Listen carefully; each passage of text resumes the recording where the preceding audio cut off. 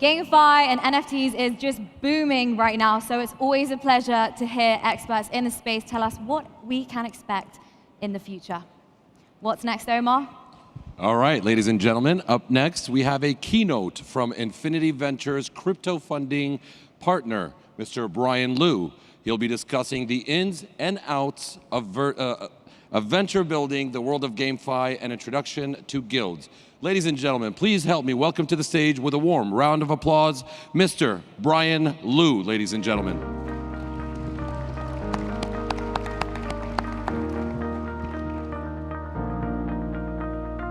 Good? Thank you, Brian. Thank you. The stage is yours. Hey guys, how's it going? Hello, Dubai.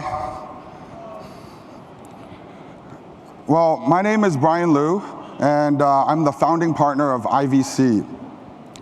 IVC is a relatively new crypto fund. We've only been around for about 8 months, but we're about a $80 million fund, and we're actually part of the Headline group. So Headline, we've been around for about 15 years. We are about $3.9 billion fund, and we span across 4 regions: North America, South America, Europe, and Asia. Headline hasn't really invested in crypto much, so we decided to start a crypto fund, and that was what Infinity Venture was for. So as a relatively new crypto fund, we had a hard time getting into deals. And that was something that was quite concerning for us because when we were going after deals, everyone was telling us they didn't know who we were. So we decided to take a kind of a different approach to investing. We came up with the idea of venture building, and that became our thesis for IVC. So as venture building partners, we are committed to supporting founders and leveraging our global network to empower blockchain startups, tokenomic design, and exchange listings. So we were lucky enough to have some LPs that were very, I guess they believed in what we were doing. So on the bottom are some of our select LPs: Animoca, Bandai Namco, Circle, USDC Circle, Digital Currency Group, Sega, and we have quite a few of the Chinese exchanges that invested in us. So here are some of our select investments that we've done. Infinity Ventures has done over 100 investments. About 40% of our investments are in games and GameFi. 40% is in Web3 and Metaverse, and about 20% in DeFi. So as you can see,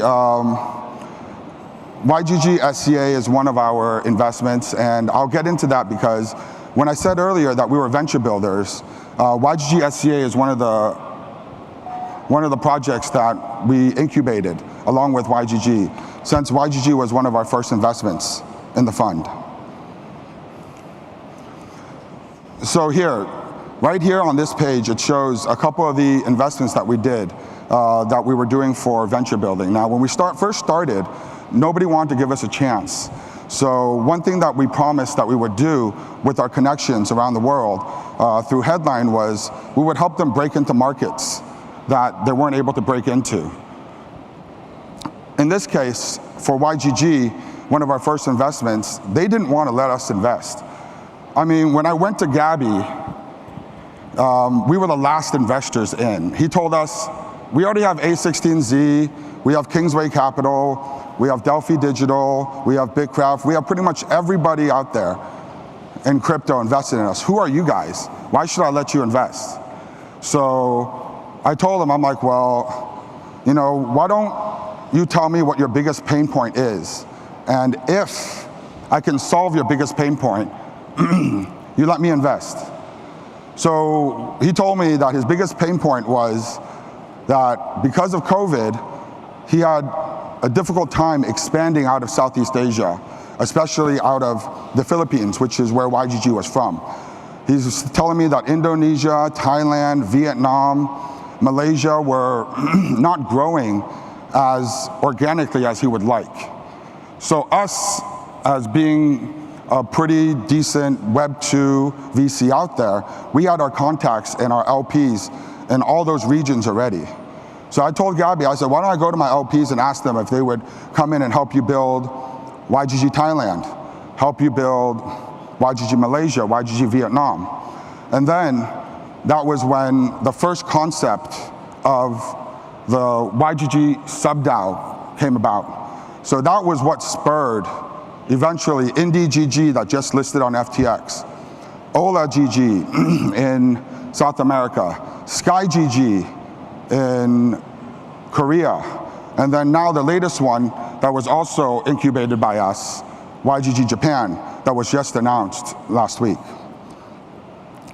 A couple of these other ones, XLD, Meta One, and Rsong. I don't know if you guys saw Rsong, but Rsong is a company that was partnered with KKBox in Taiwan, the largest live music streaming platform.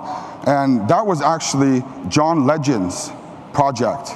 So John Legend and the KKBox team came to us and told us that they actually didn't know how to launch a token or an NFT. But being based in Taiwan, our fund and also them being based in Taiwan, we came together and actually incubated them and helped them design their token model. We actually raised about 16 million for them. We helped bring in the cap tables, helped them arrange basically all the investors, and then now they're getting ready to list in the next month or two.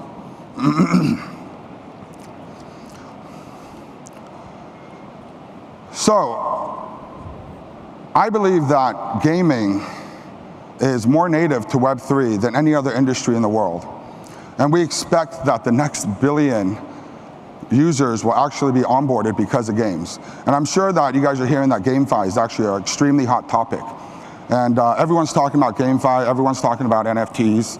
And, you know, right here, on the next couple slides, I'll show you guys why Gamefi is so important to the crypto industry. So this slide, I'm sure everyone has seen.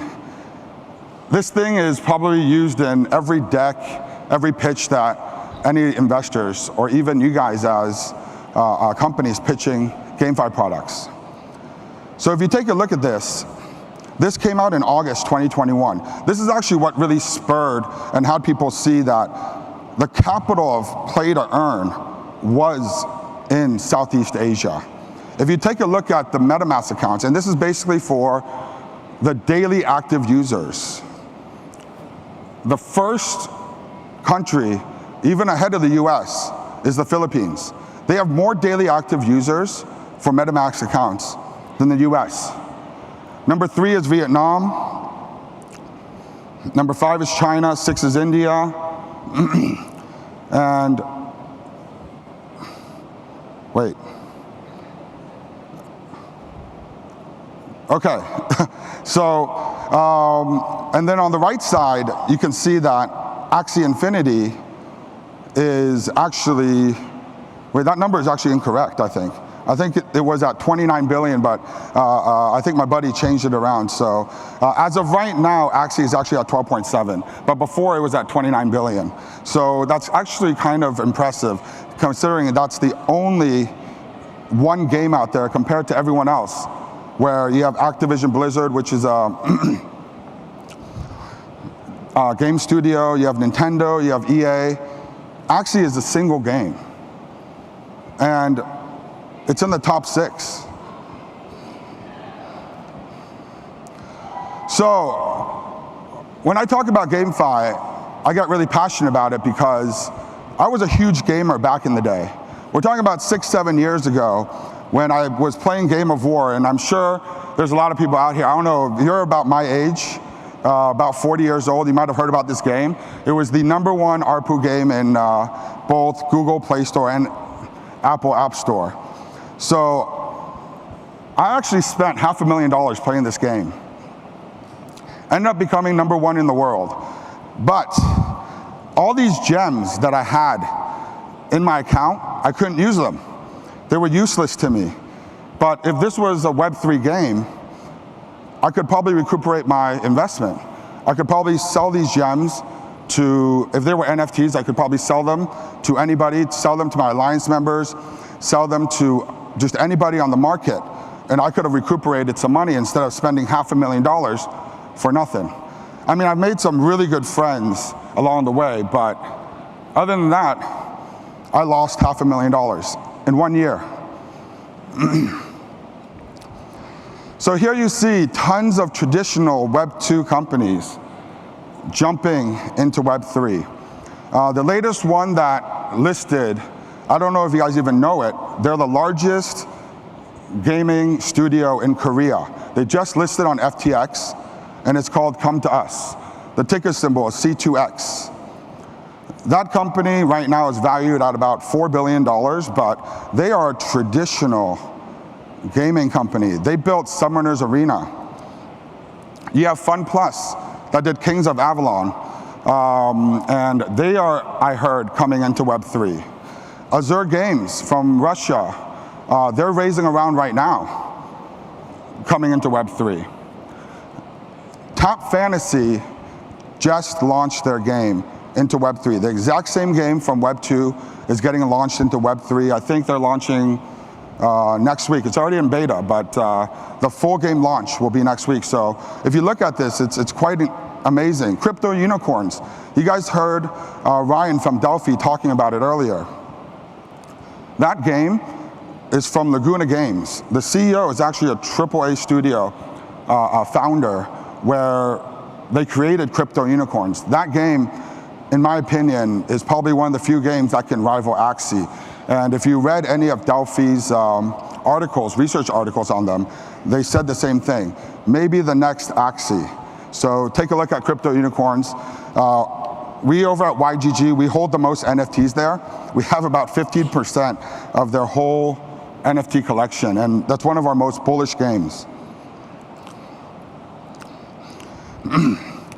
So if you look at the bottom, that's the YGG family. YGG started the whole gaming guild, and from there it spurned all these sub-DAOs. YGG SEA being the first one, Indie GG, Ola GG, and then now you have Sky GG from Korea. You have Japan YGG that just launched. So, and with the YGG partnership, we have done a lot of strategic partnerships.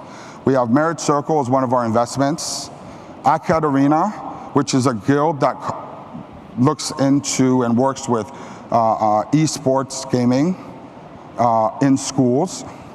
We have Neftify, BayZ. So all these are part of our YGG family that we have created, making us the #1 guild in the world. Oh, nice. So I just had this slide changed yesterday. But as of March, I think we're at 20, as of March 28th, we have 35,000 scholars within the YGG ecosystem, making us the largest guild in the world. About 25,000 of those are actually Axie players. And I think in the previous panel that people were talking about, you guys were saying that everyone was still extremely bullish on Axie. YGG, we are extremely bullish on Axie. We're investing in it heavily. We believe that Axie Origin is going to help revive the SLP token, and we're very bullish on just the whole ecosystem that Axie Infinity is developing. But in the meantime, we're also investing in all sorts of games. Within the YGG family, we probably have about 80 investments into 80 different games. We understand that our scholars, as of right now, they make about $30 a month from Axie, which is a far cry from the $300 or even $1,000 that they used to make. So we have to supplement them with secondary games, such as Star Sharks, such as Wonder Hero, or Tap Fantasy, which is launching next week. So a lot of these scholars right here, the 35,000 that we have, they're actually playing 2 games. So it's actually different. That number was true and actually was still making $300 a month, we would be at 70,000 scholars already, because every single one of our scholars is actually supplemented by a second game. So that's all I have for today. Thank you for having me.